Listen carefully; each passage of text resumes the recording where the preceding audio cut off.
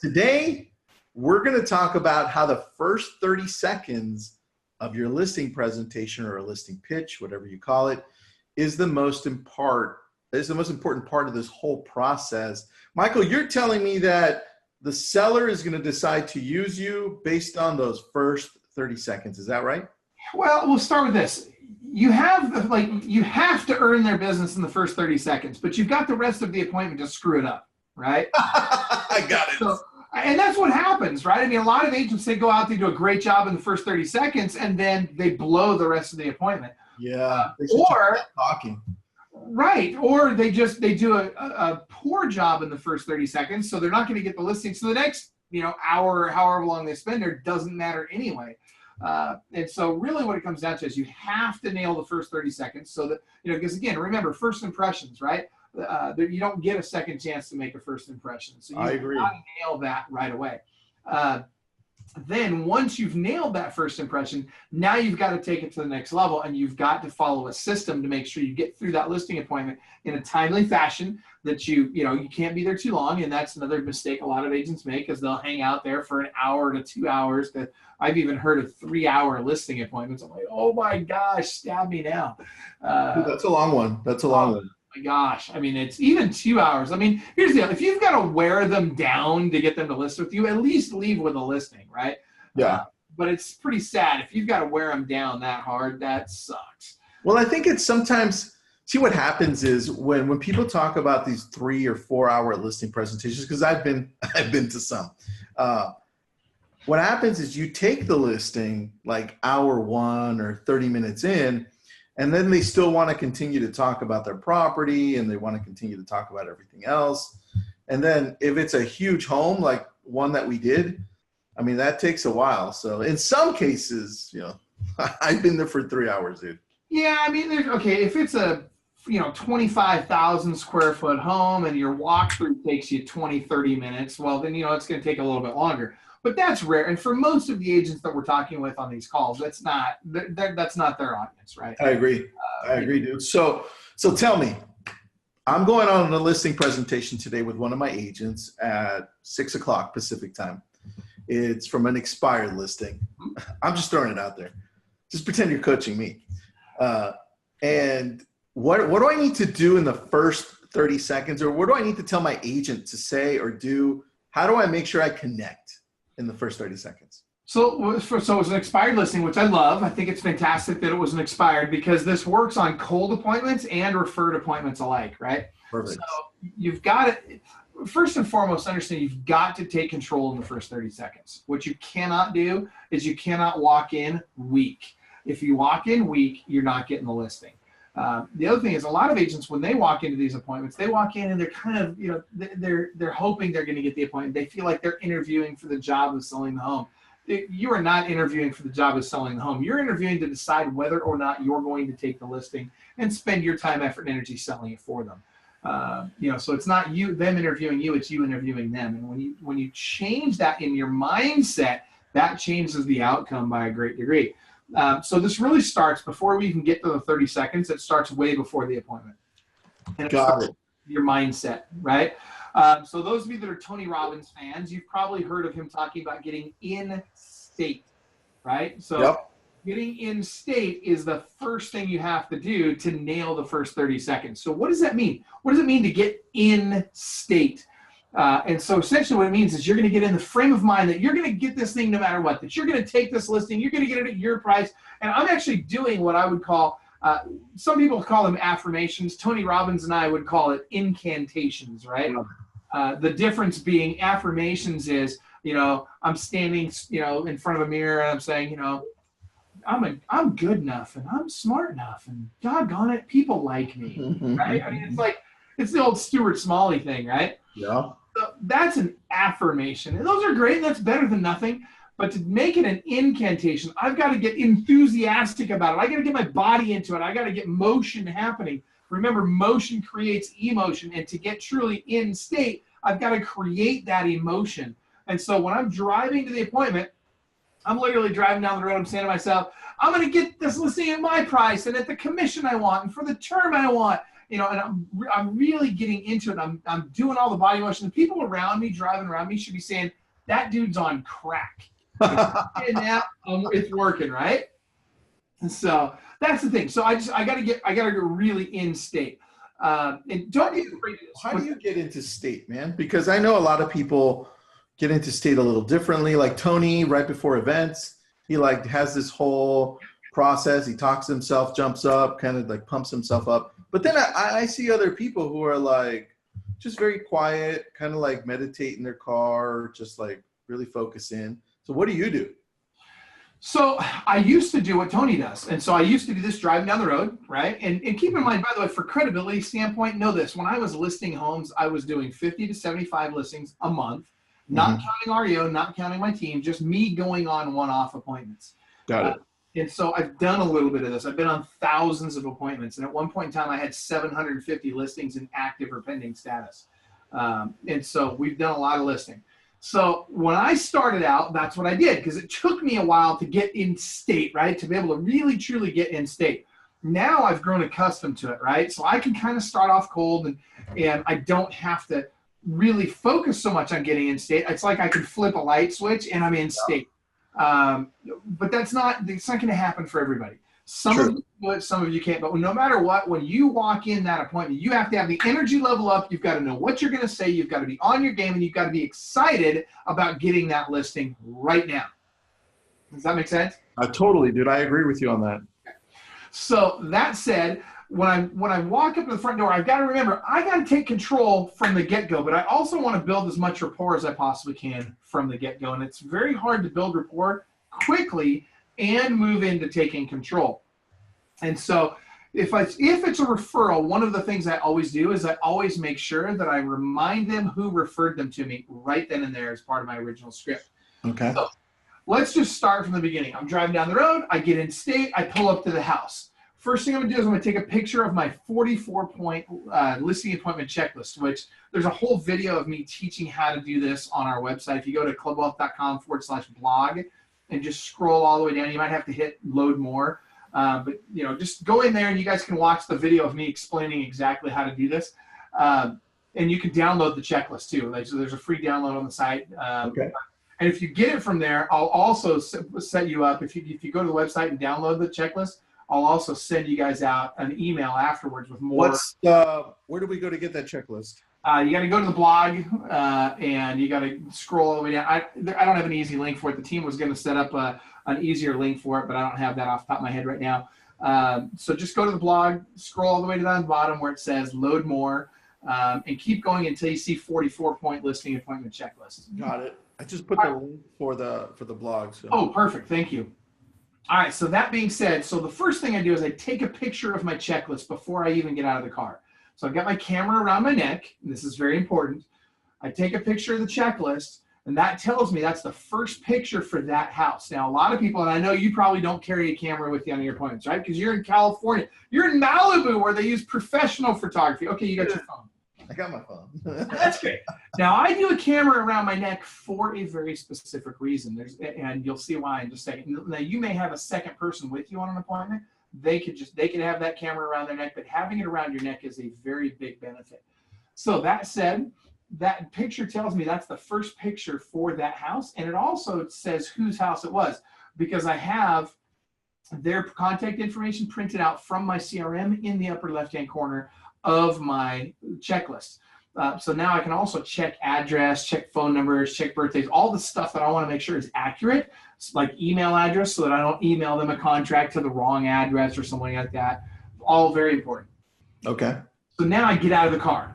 When I get out of the car, the very first thing I do is I take a picture of the outside of the house. Mm-hmm. Now, here's something that's very important. What do I have to put this thing on the market? What one thing do I have to have no matter what to put this thing on the market? Their signature? Well, I got to have their signature, but I also have to have a photo of the exterior of the home, right? If I don't have that photo of the exterior of the home, then guess what? I'm not getting it. I don't get to put this thing on the listings, right? Yeah, that's true. Have that.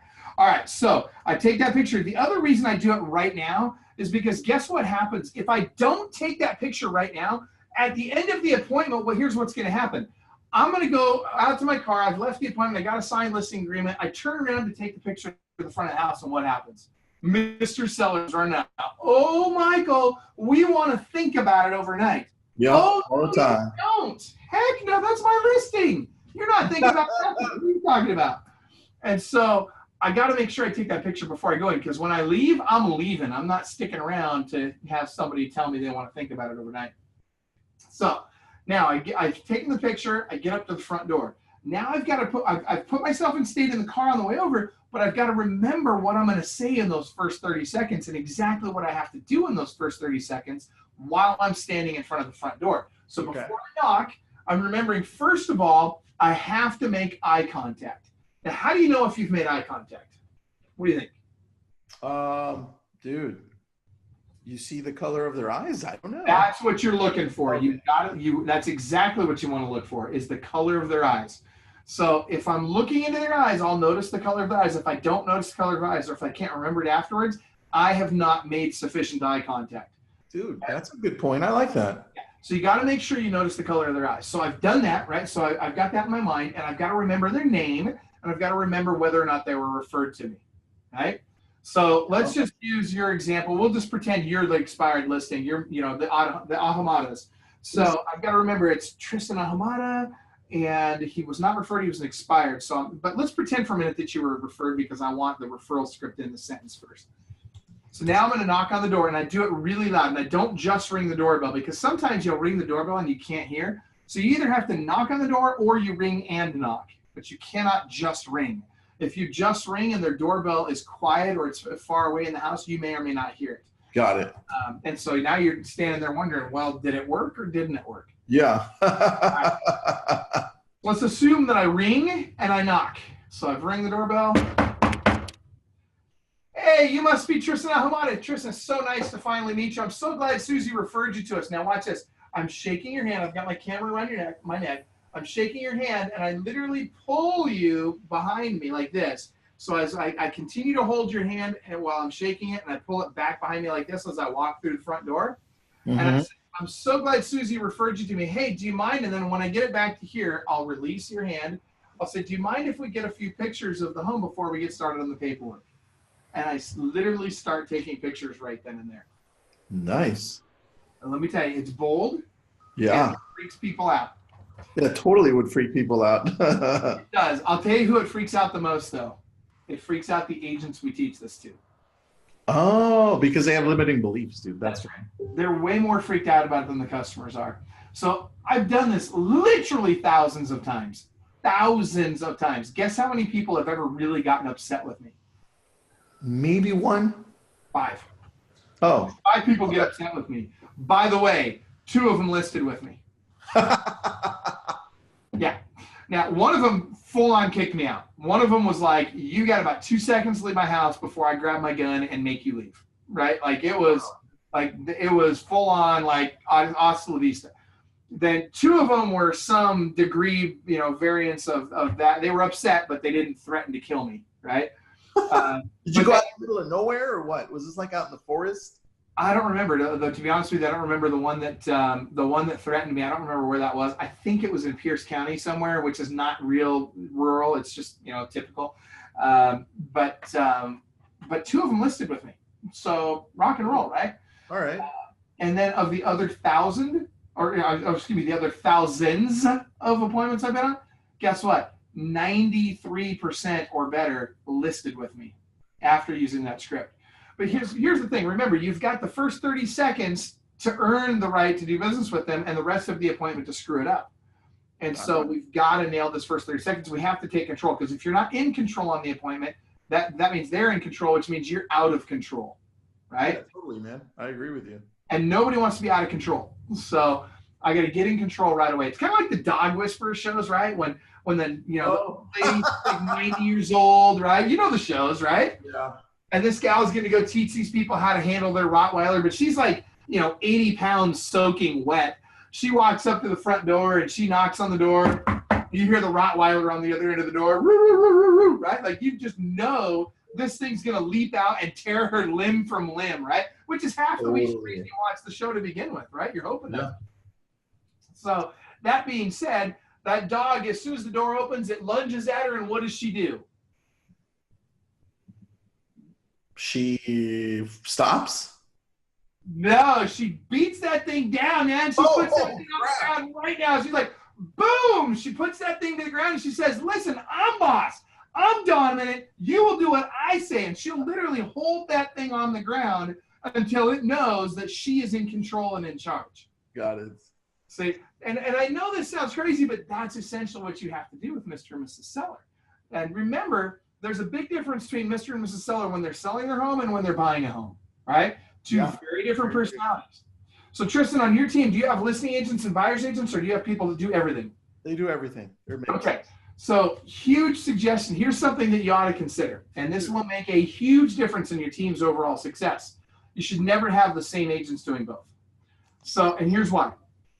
As a seller, let me back up. As a buyer, we're talking about Mr. and Mrs. Smith here. They've got a house to sell and they want to buy a house. As a buyer, they need someone who's going to nurture them, guide them, lead them through the process, hold their hand, educate them, all that, right?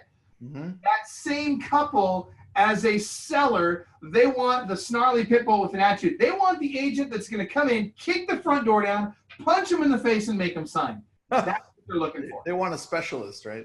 That's right. I mean, think about this. When you hire a divorce attorney, are you really going to hire a cuddly divorce attorney?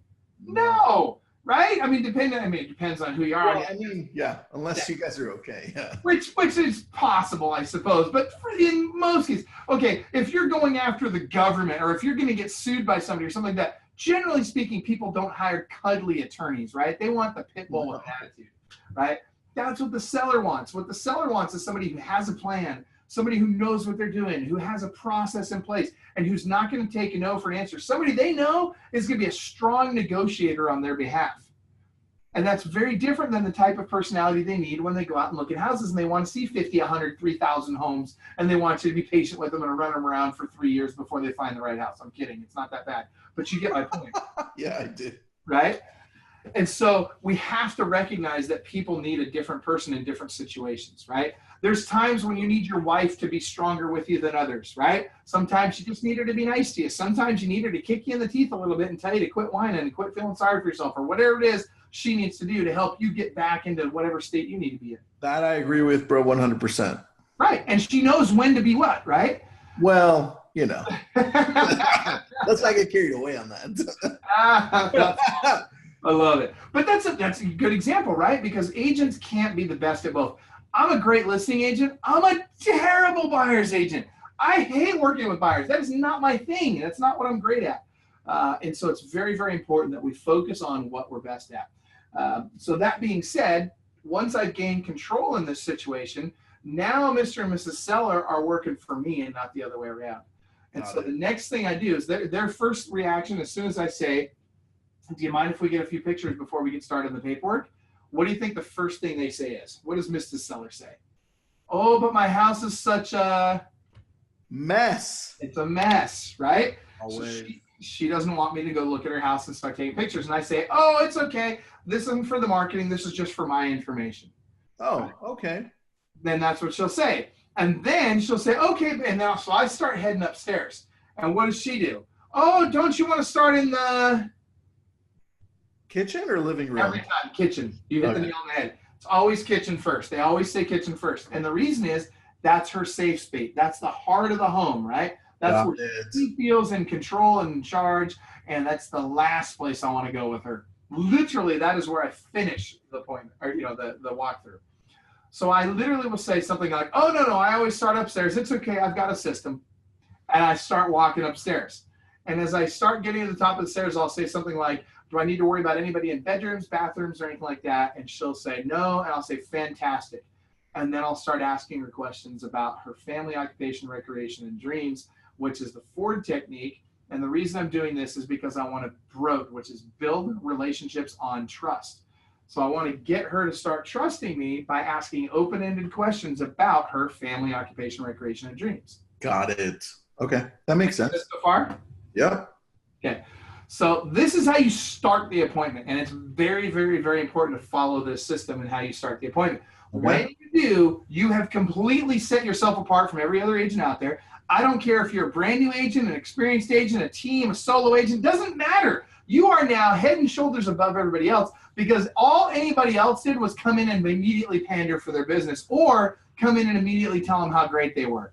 You're not going to do that. You don't need to do that. Nobody cares about you telling them how great they are, that you are. Nobody wants that, dude. That's old school. That's right. And so now I go through and I tour the entire home, and I always want to make sure Mr. and Mrs. Seller are both with me so that I can ask them these questions and control the conversation through those questions. Then I'm going to photograph every nook and cranny of this house. I want to see everything in this house. Now, is that for you or for using it for later for somebody else? For like, dude, literally, like it just depends. Like for now, let's start with this. I'm all for professional photography, all right? And I'm all for you guys using professional photography with your listings. I think it's the right thing to do in most cases. There are certainly times it's not, but definitely for the most part, you should use professional photography. Now, I didn't back in the day, between 2000, all the way up until 2011. I was not using professional photography, and yeah, I would actually use these for the marketing of the home if I had to. That being said, even if you went back and deleted all these photos, it wouldn't matter. The only one you have to have is the front of the house in order to put in the market. That's true. And then you get professional photos for the rest. Yeah. So that being said, now that I've gone through and I've photographed every nook and cranny, I'm noticing all the things they've done to upgrade it, and I compliment them on those things.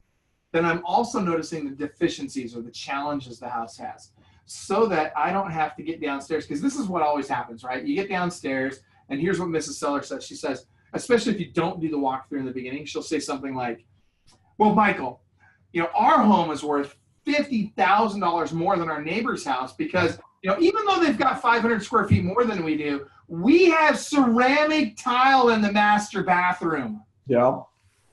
Yeah. And I'm like, okay, yes, I understand you have ceramic tile in the master bathroom. But don't worry. I also noticed that there's a crack in one of those tiles behind the backsplash there, but don't worry, it's not going to affect the value by that much. And I'll shake my head back and forth. Now, what did I just do, right? I kind of verbally slapped Mrs. Seller in a kind of a nice underhanded kind of way, right? Yep. And I need to do this because who's in charge? Is it him or her? Usually her, dude. All the time, 100% of the time. And write this down. If you guys get one thing out of what we're talking about today, here's the thing you got to write down. Any man that says he wears the pants in the family probably lies about other things too. Just saying. So that said, I know she's in charge. I know at the end of the day, she's making the decision, not him. That being said, I also know that if she gets control of this conversation, I lose. Because she doesn't want to sign something today. I want her to sign something today because I know that if they don't sign today, the chances of me getting this listing drop substantially. So I have to get the listing today, right? Yeah. So, and what's another piece that I do throughout the listing appointment is I'm going to get them to say yes 7 to 10 times, and I'm going to say the words today 7 to 10 times throughout this appointment. Got it. So the reason for saying today is because I want them thinking today. I also never, ever, ever use the word think. You want to eliminate that word from your vocabulary. Why? Because you want, I don't know, if you use the word think instead of the word no, it makes you less of a professional? I don't know. How about this? When you walk through the supermarket, do you think about buying that thing right before you go to the check stand? Right next to the check stand, they got all those little impulse buy items. Do you think about buying that pack of gums or the Tic Tacs or the candy bar or whatever it is that's sitting right next to the cash register, the Inquirer or whatever it is, right? Do you think about buying that thing or do you grab it on impulse? I don't know, dude. Sometimes I think about the chocolate and sometimes I just grab it. Well, put it this way. We don't want them thinking overnight about this. We want them acting on emotion. And by acting on emotion, I'm going to get them in the right emotional state to make a decision today. And by saying yes over and over again, I'm going to get them into what's called a yes state. These are NLP techniques that are very, very helpful in getting those listings.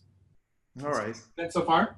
Yeah, dude, I'm just to recap. So you're getting into your mental state before you get to the home, right? Because I think that's probably the most important part. I agree with you on that. Got to be in the right mental state. once you're at the property and you ring the doorbell and knock, right? You do both. I ring the doorbell and knock. Yes, that's correct. You have your camera, and then once they open it, you say, "Hey, thanks for having me over. I really appreciate Susie referring us to you." Right? If it's a referral, and they're already at that point. That to me, this is so important. I just want to reiterate it. You've already got the right energy, right? And they can sense that from the way you're standing, your facial features, your tonality, because you've already talked. And they're already looking at you. They're already looking at you, and they see the camera. They see you're dressed up in your composure. I think at that point, you've either already won them over, like you say, or they're going to be wondering why they called you to stop by. That's right. And here's the reality. The reality is, if I'm weak, they're wondering why, right? If I go in here weak, dude, they have no interest in hearing anything I have to say. They don't. They're bored from the get-go. And if I go in strong, they're still like not super interested in me. I'm just a necessary evil, right? Like they have to have me there because they want to get their home sold. But if they didn't have to have me there, they wouldn't. But they know that, these online things, like they're not into that because they just don't feel like that's the right thing to do with the biggest financial decision of their lives. So I better hire a professional. So I'm going to have this guy out, but I really don't want him to stay very long because, I'd rather spend time with my friends and family. Right? All right. That makes total sense, dude. So you got to go in strong. So tell me what you did, because somebody in the group already said they play like loud music, Thunderstruck and other songs. Well, I think Dwayne's making fun of me because they always play Thunderstruck when I come on stage. No, but that's good. Well, what did you do, or what do you do now to get into state? I mean, what do you do? So honestly, after you've done this a while, when you get in there, you're just going to be in state. But the first thing, as you walk up to that house, as you've done all the stuff that we talked about already, you just have to know that you are going to get the listing no matter what. It doesn't matter what it takes. I'm walking out of here with a listing. So you're telling yourself before you're walking there that you're going to get the listing. They're going to I'm going to get the listing today. They're going to go with me. And are you playing music? Did you used to play music in the background? No?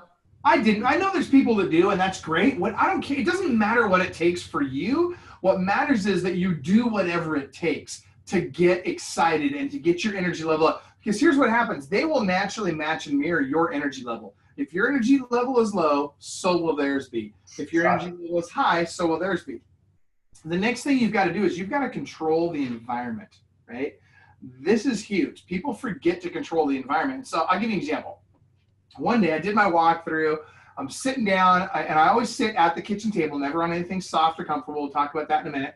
But I sit down at the kitchen table, and as I'm going through my checklist, they've got a full-size poodle. I kid you not, this freaking poodle literally bites my hand and doesn't let go. Whoa. I kid you not, I'm sitting there in this listening appointment with my hand in this dog's mouth. Hard? Like hard? It didn't break the skin. It hurt a little, but it was really just pissing me off. It's like, dude, let go of my hand. But I couldn't jerk it away or I'd cut it, right? And I wasn't gonna wrestle with the dog over it. So I'm like sitting there, and this dog just literally got my hand in its mouth, and I'm like, now what do I do? So I'm trying to write with one hand, and I'm handing him all the paperwork. Hold on, Michael. You're like, the dog's over here. He's got your hand, and you're like trying to write over here.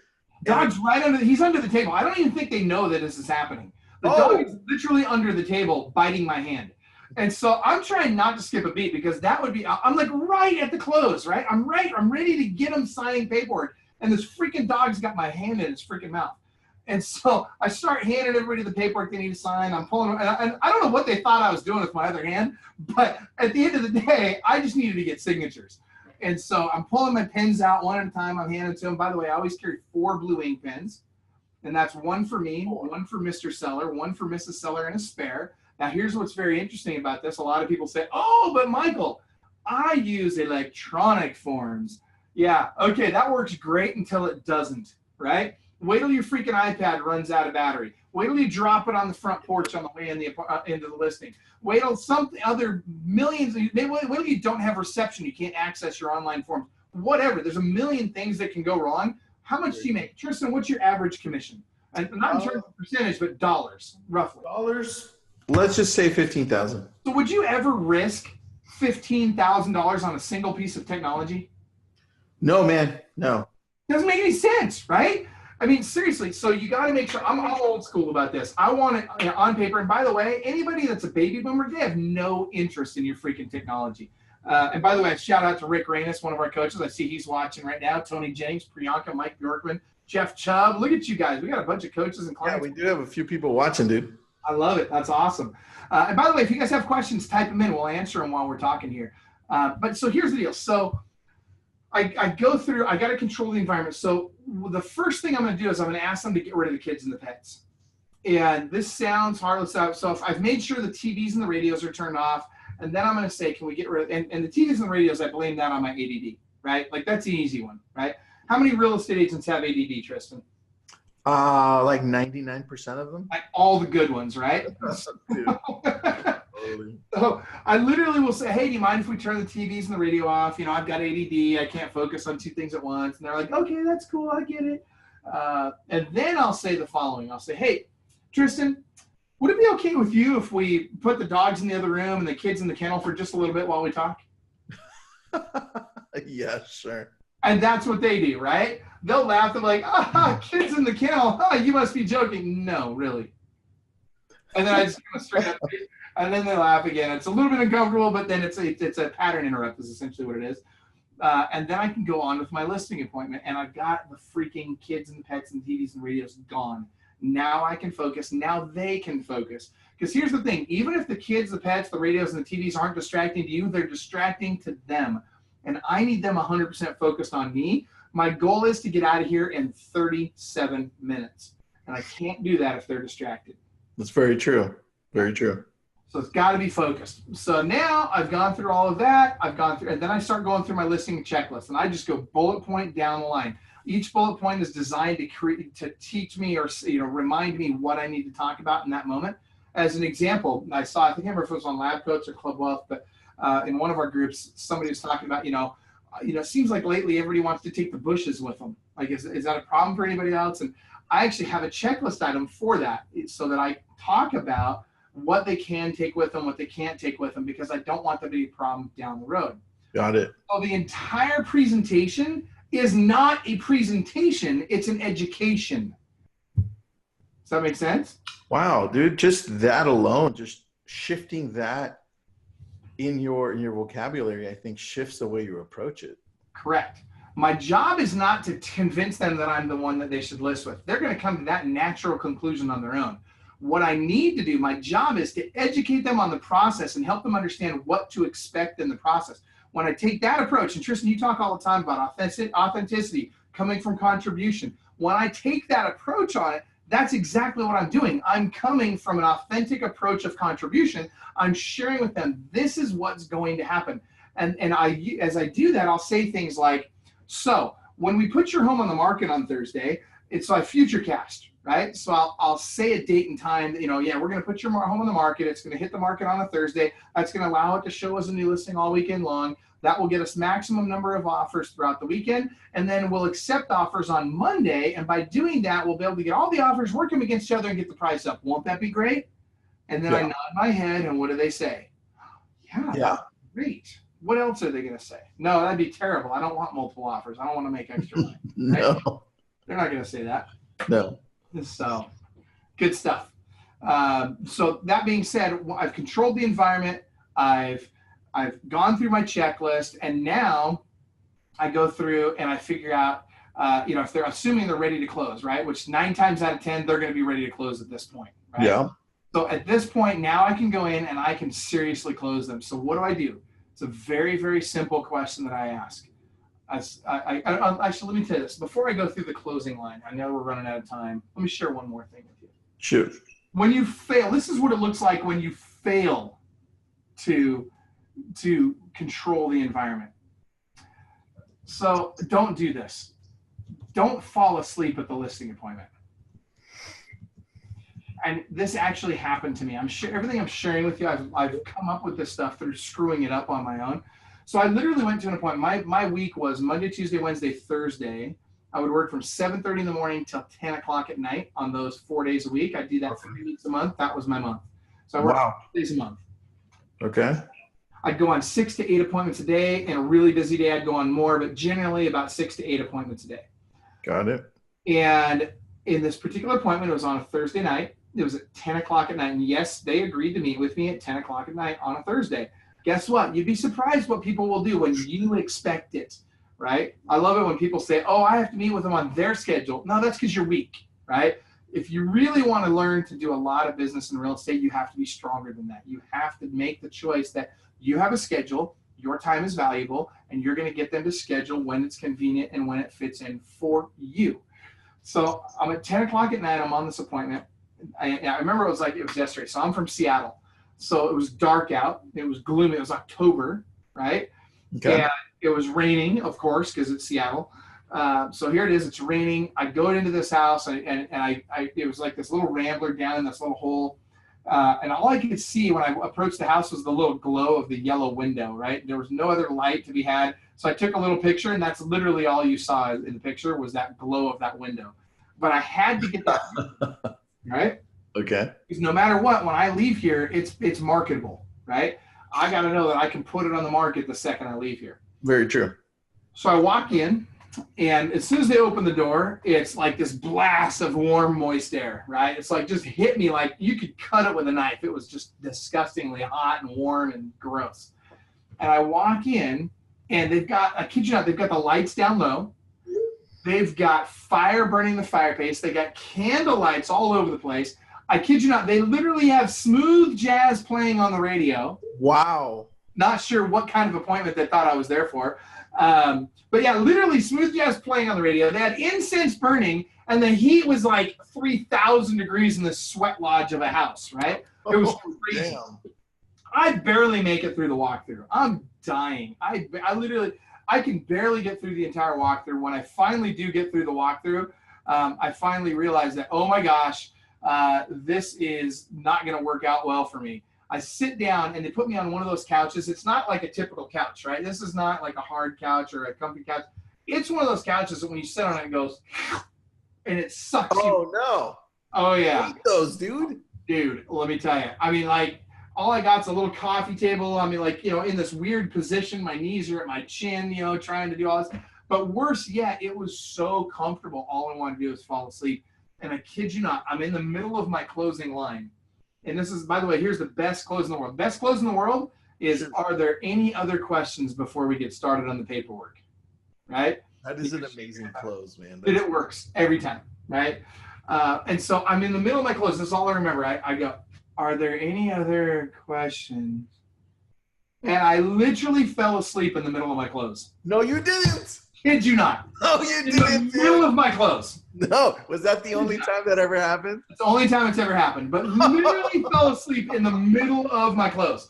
And all I remember, and somebody later said, you know, Michael, are you sure they didn't roofie you? Like, Dude. me? Who would roofie me? Really? Wait. What were they smoking in the house, you know? I don't know, dude. I honestly, I don't know. All I know is the only thing I remember is Mrs. Seller nudging me on the shoulder saying, Michael, it's okay. Go home and get some sleep. Let's get a list with you. And I got the listing, right? Oh, dude. Are you still friends with them? I didn't remember who it was now, to be honest with you. I couldn't tell you. It was one of the thousands of lists. I have no idea who they were. But what was crazy, like I'm not sharing this as an example of how to get the listing. I'm sharing this as an example of what not to do, right? Yeah. This was my own fault. I didn't control the environment. If I was smart, if it's that hot in the house, take them in the back porch and do it, man.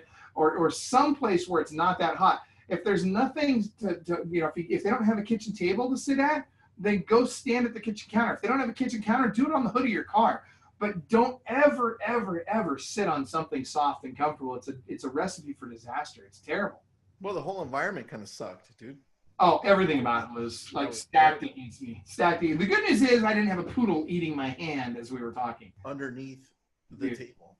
Weird, right? I love that story, dude. It was weird. It was weird. It was weird. All right, well, just to recap, because Yes. you gave us a lot of good stuff and actually pretty awesome stories, bro. I already know what the highlights are going to be. And I fell asleep. Oh, Yep. that was good. Dude, here's the next thing you got to do. If there's one other thing that I can share, here's the next thing you guys have to do. Besides, you got, first of all, use the checklist, right? Last time you were on a plane, Tristan, you fly around a lot. Do you think the pilots have a checklist? Dude, they better. Yeah, I certainly hope so, right? Exactly. And that's how I feel about when you're on a listing appointment, you're dealing with the largest financial transaction of most people's lives. You better have a freaking checklist. You can borrow mine, get it for free. It's on our website. Go to the link that Tristan posted in here. What is it? Let's go to here. I'll actually pull the listing appointment checklist link for you. I'm trying to pull it right now. Let's see here. So I can have the right link. I've got it right here. Here, I'll put it in here. Let's go to the Facebook post. All right, here we go. How do I come? There we go. Paste it right there. All right, go to that link right there to get the free checklist. But here's the thing. Here's what you got to know. Not only do I have to do that, but at the end of the appointment, I have to know when to call it good, right? And that's as soon as they sign the freaking paperwork. So you don't start with the listing paperwork, by the way. You start with the easiest stuff to sign first. What is that? That's the property disclosure form, right? So it's really easy to get them to start signing stuff by starting with that form. So what I'll do is I'll say something like, Tristan, no matter who lists your house, no matter who buys your house, in the state of California, in order to have a legal and valid and enforceable contract, you have to have the real property transfer disclosure statement signed, and it's got to be initialed and dated in the right spots, or it's invalid and your transaction can be invalidated. That would be bad, wouldn't it? Yes, Michael, it would. See, I just got you to say yes, right? And that's nodding the head and saying yes. It's compulsory, right? Normal. So that said, Tristan, what I'm going to do is I'm not going to take this form with me. I'm actually going to leave it with you, but I am going to have you sign and initial it right now so that we can make sure that you sign and initial it in the right spot. And then after I leave, you'll go ahead and fill the form out, and then you can get it to me later. Won't that be great? Yeah, Michael, that'll be great. See, I just got your agreement in a very easy way to sign the form. So now I give you the form. I have you and Mrs. Seller start to sign it, and away we go. By the way, you guys, your subconscious mind is far more powerful than your conscious mind. It cannot tell the difference between reality and what you tell it to believe. So as I'm doing these things, as I'm nodding my head and as I'm saying, won't that be great? These are NLP techniques that compel people to agree with you. When you do that, their subconscious mind takes over. They can't say no. It's very hard to say no to someone when they're doing that. Won't that be great? That's true, dude. People just naturally agree with you at that point. That's right. That's exactly right. And so that's why you do it. So that said, let's assume that I get that signed, and I go through and I start getting other things signed as well. I get all my paperwork done. I then take a picture of the serial number on the key box so I know which key box goes to their house. I install the key box on the front door. If they don't have a spare key for me, which often they don't because they weren't planning on listing it with me tonight, no problem, Mr. and Miss Seller. Here's the insert to the key box. I'm going to pull it out for you. All you got to do is stick the key in there, stick it up inside, and away we go, right? Super easy. So as soon as they do that, what's the next and most important thing I can possibly do? I don't know. Tell me. Freaking run. Don't walk. I run to my car. I'm talking like Usain Bolt run to my car, right? I'm diving in the front of my car like the freaking Dukes of Hazzard. I peel out. I run around the corner. I find a spot where they can't see me if I need to tidy up any paperwork, but I am freaking out of there. And if they call me between the time I leave and the time I get to my office and put it in the MLS, guess what I'm going to do? If I see a phone call come in from them, here's what I'm going to do. I'm going to ignore the call. First thing I do is I ignore the call. Do not answer that phone. It is a recipe for disaster. Never answer that call. Here's instead what I'm going to do. As soon as I see that call come in, I know that it's a priority that I get this listing in the MLS right now. So if I'm not close to my office, if it's not convenient for me to get to my office, I'm going to call my assistant, have them come to me and grab the paperwork and take it back and put it in the MLS. Next, after it's in the MLS, I will then call the seller. And when the seller answers the phone, this is what they're going to say. Michael, we thought about it, and it's always Mr. Seller, right? Because she makes him do it. Yeah. Michael, we've decided that we want to think about it overnight. Here's my response. Oh, no! You're kidding me. Oh, my gosh. I've already put it in the MLS. I knew how important it was for you to get this on the market right away, so I put it in the MLS. And if we take it off the market now, agents are going to see that it was taken off the market. They're going to think something was wrong with it, and they're going to tell their buyers, oh, my gosh, this must be something wrong with this house because it was listed, then it wasn't listed, then it's listed again, and they're going to wonder what the heck was wrong with it. We don't want to do that because we could lose potential buyers, which could impact the sales price of your home. Man, oh my gosh, the only other option is leave it on the market. So you tell me, what would you like to do? Do you want me to pull it off and risk having it look bad? Or do you want to just go ahead and leave it on the market so we can make sure we get the most money possible? Dude. And then I shut up. And what do? I think we'll leave it on, Michael. That's exactly what happens every freaking time. Dude. Every time. Well, it's part of the education process you just gave me. So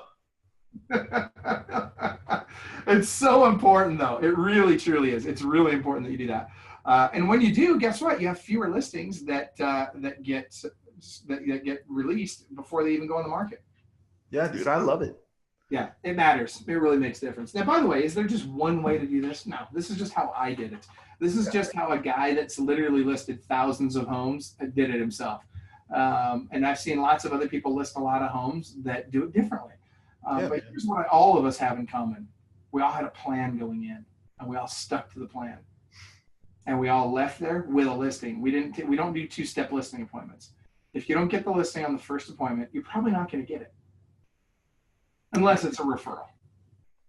Yeah, I agree with you, dude. I agree with you. All right, so one last thing before I let you go. For the newer agents that are out there or people that just have a difficult time getting into state, what would be the one thing you recommend for them to do to be able to do that? One thing I can do to get into state. Yeah. What would that be, bud? Two different ways that you can think of this. You can write this down.